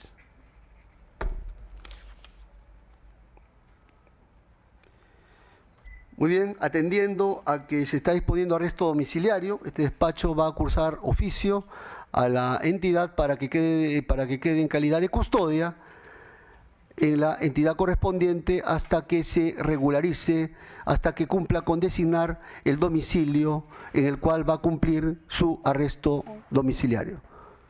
Va a quedar en custodia bajo la entidad correspondiente. Así que se le requiere que cumpla con señalar el domicilio donde va a, si es posible, ahora mismo la va diciendo para facilitarle a los efectivos de la policía de que puedan hacer las averiguaciones para efectos del lugar donde va a cumplir su arresto domiciliario.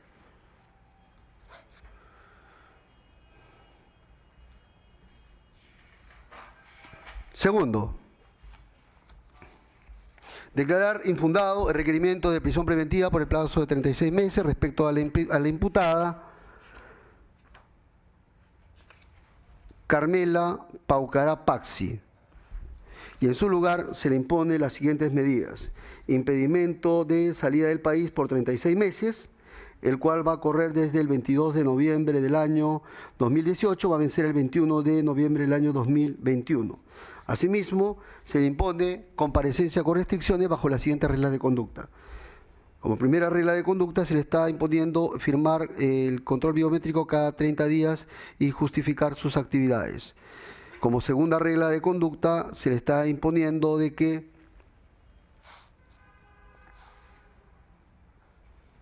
no comunicarse, no tener comunicación por cualquier vía con algún testigo o imputado del presente caso. Tercera regla de conducta, no ausentarse de la localidad sin previa autorización judicial. Es decir, si pretende salir de la ciudad, tiene que solicitar la autorización judicial y con la sustentación correspondiente. Cuarto, asistir a todas las diligencias que programe la Fiscalía y el juzgado cuando sea obligatoria su presencia. Quinto, se le impone una caución de 15.000 nuevos soles que va a pagar en el plazo de 30 días hábiles también.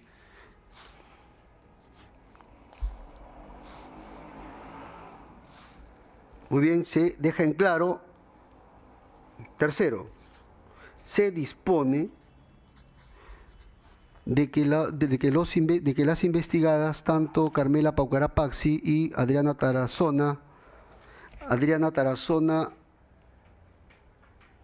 Bertilda Tarazona Martínez de Cortés,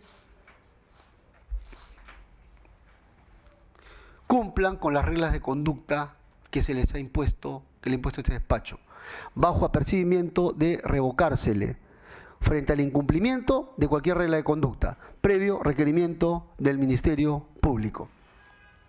Así es que se le está poniendo en conocimiento tanto a la investigada Paucarapaxi. ¿Entendió la regla de conducta? ¿Usted entendió? Muy bien.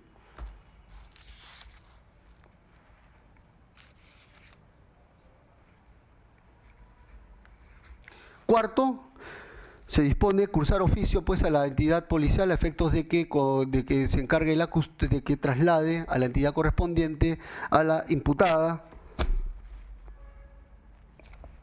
Adriana